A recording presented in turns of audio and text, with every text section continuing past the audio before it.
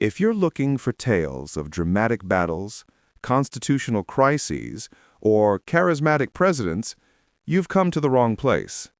This is a story about surveys, legal documents, and bureaucratic persistence, the kind of unglamorous work that underpins the entire territorial expansion of the United States.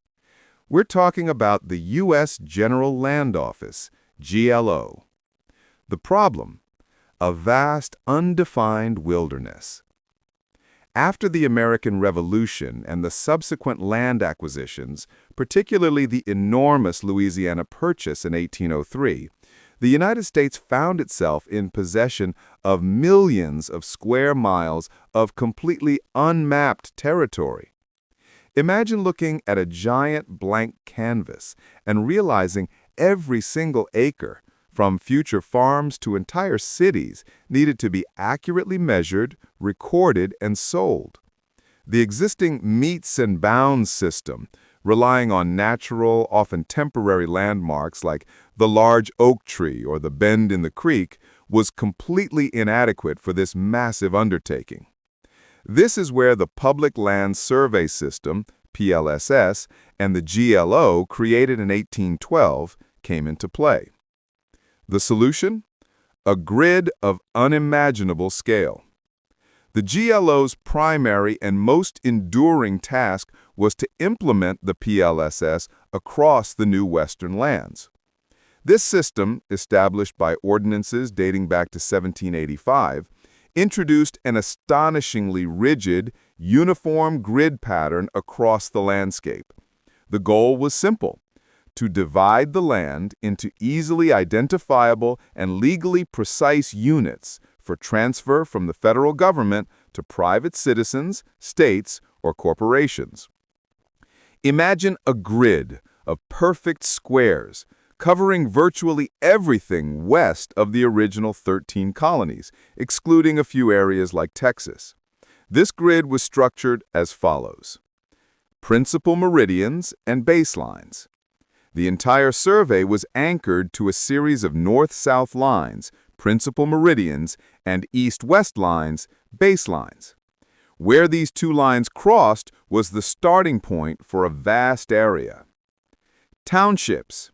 The land was divided into 6-mile by 6-mile squares called townships.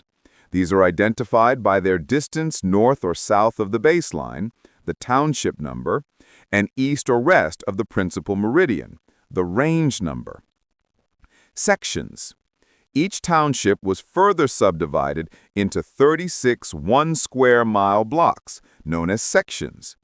A single section contains 640 acres. Quarter sections. Finally, the sections were typically divided into quarter sections, 160 acres, which often became the standard size for homestead claims. The mundane work of manifest destiny. For decades, the GLO employed thousands of surveyors who undertook the incredibly difficult, dangerous, and mind-numbingly repetitive work of physically laying out this grid. They faced rough terrain, harsh weather, hostile encounters, and the simple difficulty of maintaining geometric accuracy over hundreds of miles using only chains, compasses, and astronomical observations. These surveyors, often traveling alone or in small parties, hammered in witness trees, set stone markers, and documented every minute feature of the land in tedious detail. Their work was the true engine of westward expansion, as no one could legally purchase land until the GLO had completed its survey.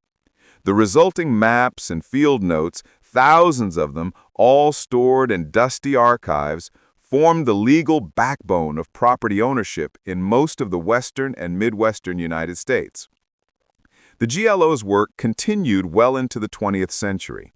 In 1946, in a move that excited almost no one outside of land management professionals, the General Land Office was merged with the U.S. Grazing Service to form the Bureau of Land Management, BLM, the agency that today manages vast tracts of federally owned land. The legacy of the square. The enduring but largely ignored legacy of the GLO and the PLSS is visible even today. Fly over the Midwest or Great Plains and look down. You'll